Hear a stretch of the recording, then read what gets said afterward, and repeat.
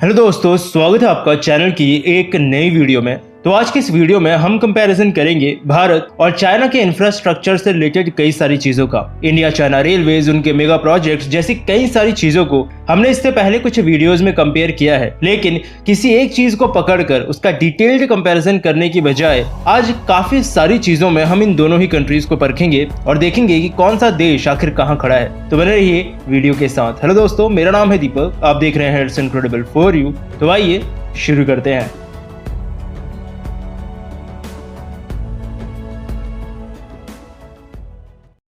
तो इतिहास, भारत और चाइना लगभग दोनों का एक समय काफी सिमिलर था। 1947 में भारत आजाद हुआ और 1950 में चाइना के अंदर सिविल वॉर खत्म हुई। दोनों ही कंट्रीज में फर्क इतना था कि एक जगह जनता की चुनी हुई डेमोक्रेसी की मदद से सरकार बनी, तो दूसरी तरफ कम्युनिस्ट गवर्नमेंट का रूल शुरू हुआ। 1960 के दशक तक जिस भारत और चाइना के हालात लगभग समान ही हुआ करते थे, आखिर आज कितना फर्क हो गया है उन दोनों ही देशों में, आइए जानते हैं। तो अगर शुरू करें दोनों ही कंट्रीज की जीडीपी से, तो इसमें मैं आपका ज्यादा समय नहीं लूंगा। 2021 में आईएमएफ यानी इंटरनेशनल मॉनेटरी फंड के एस्टिमेट्स के हिसाब से जो कंट्रीज की जीडीपी हो सकती है, उसमें आप इंडिया और चाइना की डिटेल्स अपनी स्क्रीन पर इस वक्त देख सकते हैं। यहाँ पर ये एस्टिमेट्स नॉमिनल जीडीपी के हैं। पीपीपी यानी परचेजिंग पावर पैरिटी के मामले में चाइना आज दुनिया में पहले नंबर पर है, जबकि इंडिया चाइना और अमेरिका के बाद तीसरे नंबर पर। जबकि अगर बात करें रोड इंफ्रास्ट्रक्चर की, तो रोड्स के मामले में कहीं न कहीं भारत का नेटवर्क इस वक्त चाइना के मुकाबले ज्यादा है। चाइना में इस वक्त करीबन 50 लाख किलोमीटर से थोड़ा सा ज्यादा का टोटल रोड नेटवर्क अवेलेबल है, जबकि भारत में इस वक्त करीबन 59 लाख किलोमीटर के आसपास का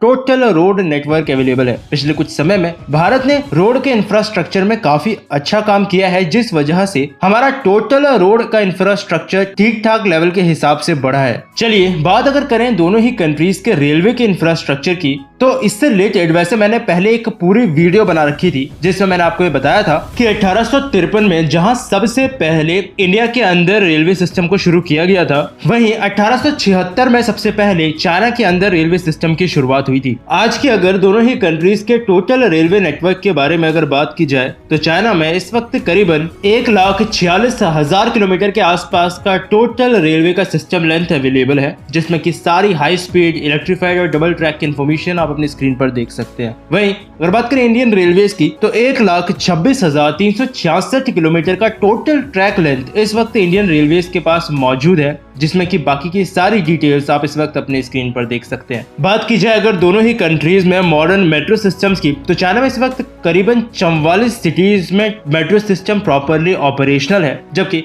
भारत में इस वक्त करीबन 13 सिटीज के अंदर मेट्रो सिस्टम प्रॉपरली ऑपरेशनल है। लेकिन हाई स्पीड रेलवे के मामले में आज भी भारत कहीं ना कहीं चाइना के मुकाबले काफी पीछे है, क्योंकि हमें आज भी अपनी पहली हाई स्पीड रेल का इंतजार है, जो कि अहमदाबाद से मुंबई के बीच बन रही है। जबकि चाइना में करीबन 38,000 किलोमीटर के साथ चाइना में इस वक्त दुनिया का सबसे लंबा हाई स्पीड रेलवे नेटवर्क मौजूद है। चलिए अब अगर बात करें दोनों ही कंट्रीज के एयरपोर्ट्स की, तो भारत में इस वक्त करीबन 486 टोटल एयरपोर्ट्स शामिल हैं, जिसमें कि एयर स्ट्रिप्स, फ्लाइंग स्कूल और मिलिट्री बेसिस भी इंक्लूड हो जाते हैं। वहीं अगर बात की जाए चाइना की, तो उनके 13th 5 ईयर प्लान जो कि 2016 से 2020 तक चला था, उसके खत्म होते होते चाइना के अंदर 241 सर्टिफाइड एयरपोर्ट्स हैं। यहाँ पर चाइना के अंदर एयरपोर्ट्स का नंबर इसलिए भी कम है क्योंकि चाइना जितना बड़ा है, उन्होंने इवनली हर जगह एयरपोर्ट्स नहीं बनाए हैं, बल्कि अपने मेन लैंड में ही सबसे ज्यादा एयरपोर्ट्स बनाए हैं। बाकी के एरिया जिनमें उन्होंने कब्जा किया है, जैसे कि तिब्बत, वहां पर एयरपोर्ट्स काफी कम मात्रा में है। वहीं बात करें अगर दोनों ही कंट्रीज के सबसे बिजिएस्ट एयरपोर्ट्स की, तो इंडिया की कैपिटल दिल्ली में मौजूद इंदिरा गांधी इंटरनेशनल एयरपोर्ट और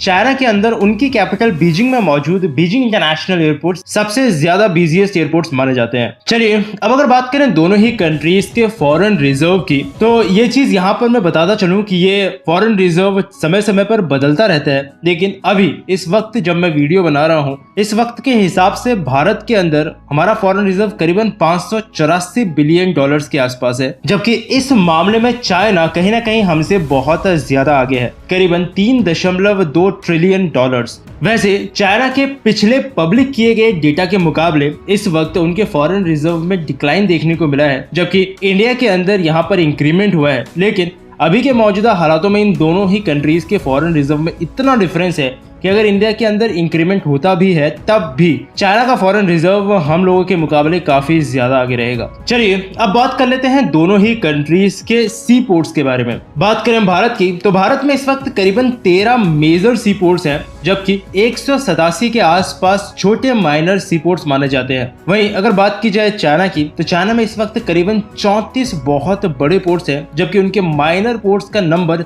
2000 से भी ज्यादा है। यानी सी पोर्ट्स के नंबर के मुकाबले में चाइना हमसे काफी ज्यादा आगे है और ये चीज यहाँ पर जस्टिफाई हो जाती है क्योंकि चाइना का एक्सपोर्ट भी इंडिया के मुकाबले इस वक्त बहुत ज्यादा है। चलिए अब अगर अगले कंपैरिजन की बात करें तो वो हो सकते हैं इलेक्ट्रिसिटी। तो मैंने भारत और पाकिस्तान के इंफ्रास्ट्रक्चर वाली वीडियो में आपको ये बताया था कि भारत इस वक्त दुनिया का तीसरा सबसे बड़ा इलेक्ट्रिसिटी का प्रोड्यूसर है। मैंने ये भी बताया था कि मार्च 2021 तक नेशनल इलेक्ट्रिक ग्रिड के पास करीबन 382.15 गीगावाट के आसपास की इंस्टॉल्ड कैपेसिटी थी, लेकिन इलेक्ट्रिसिटी के मामले में चाइना, भारत तो क्या अमेरिका और रशिया से भी बहुत ज्यादा आगे है। चाइना इस वक्त जितनी इलेक्ट्रिसिटी प्रोड्यूस करता है उतनी भारत, अमेरिका और रशिया मिलकर भी एक साल में प्रोड्यूस नहीं कर पाते। इस वक्त चाइना के पास करीबन 2000 गीगावाट के आसपास की टोटल इंस्टॉल्ड कैपेसिटी है और 2013 में चाइना ने कंप्लीट 100% इलेक्ट्रिफिकेशन अपनी कंट्री के दूर दराज के इलाकों में भी पूरा कर दिया था, जबकि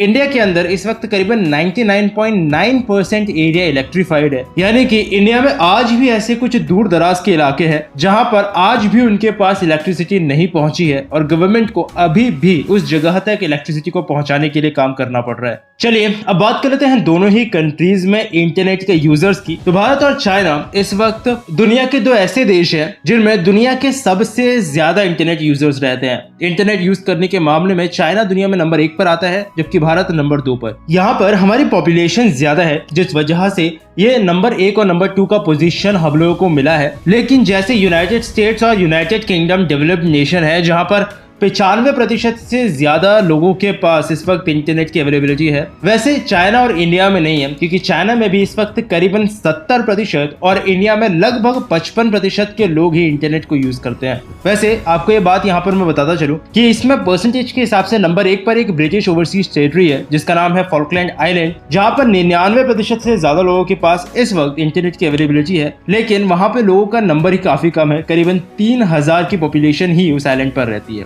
चलिए अब बात करते हैं दोनों ही कंट्रीज के स्पेस एजेंसीज की। तो भारतीय स्पेस एजेंसी इसरो का गठन साल 1969 में किया गया था, जबकि चाइना की स्पेस एजेंसी यानी CNSA साल 1993 में बनाई गई थी। साल 1993 में भले ही CNSA का गठन किया गया हो, लेकिन इससे पहले भी चाइना स्पेस के प्रोग्राम्स चलाता रहा है। चाइना के अंदर उनके क्लासिकल एजेस में जाकर भी उनके स्पेस रिसर्च का प्रूफ मिलता है। बात करें दोनों ही स्पेस एजेंसीज की रैंकिंग की, तो दोनों ही कंट्रीज की स्पेस एजेंसीज इस वक्त दुनिया की टॉप स्पेस एजेंसीज मानी जाती हैं। कई ऐसे सिमिलर प्रोग्राम्स हैं जो कि CNSA और इसरो ने चलाए हैं, जिसमें मार्स और मून के प्रोग्राम्स शामिल हैं। लेकिन अगर देखा जाए तो CNSA इस वक्त तक अपने खुद के एस्ट्रोनॉट्स को स्पेस तक भेजने में कामयाब हो गया है, जबकि ऐसा ही मिशन करके इसरो ये चीज आने वाले समय में गगनयान के थ्रू अचीव करने की कोशिश करेगा। यानी कि स्पेस एजेंसी के मामले में आज के समय में दोनों ही स्पेस एजेंसीज एक दूसरे को अच्छी खासी टक्कर देती हैं। लेकिन यहाँ पर इंडियंस के लिए खुश होने वाली बात यह है कि सक्सेस रेट इसरो का इस वक्त भी CNSA के मुकाबले ज्यादा है। वहीं अब अगर बात करें दोनों ही कंट्रीज के कुछ फ्यूचर इंफ्रास्ट्रक्चर की, तो इंडिया में इस वक्त कुछ industrial corridors, railway corridors, road infrastructure, highways और काफी बड़े सी पोर्ट्स जैसे प्रोजेक्ट्स पर काम चल रहा है। वहीं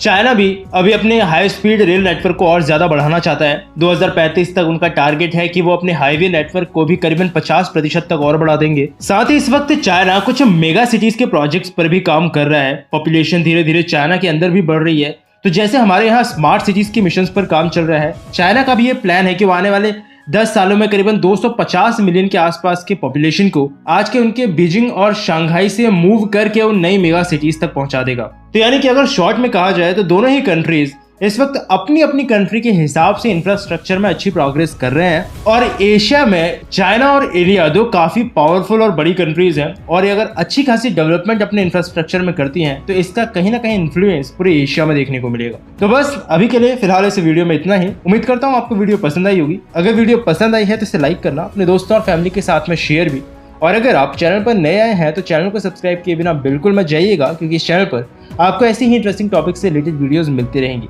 और अगर आप चाहें तो मुझे ट्विटर पर फॉलो कर सकते हैं, लिंक आपको नीचे डिस्क्रिप्शन बॉक्स में मिल जाएगा। तो मिलता हूं आपसे फिर से एक और नए इंटरेस्टिंग टॉपिक की एक नई वीडियो के साथ में। तब तक के लिए अलविदा।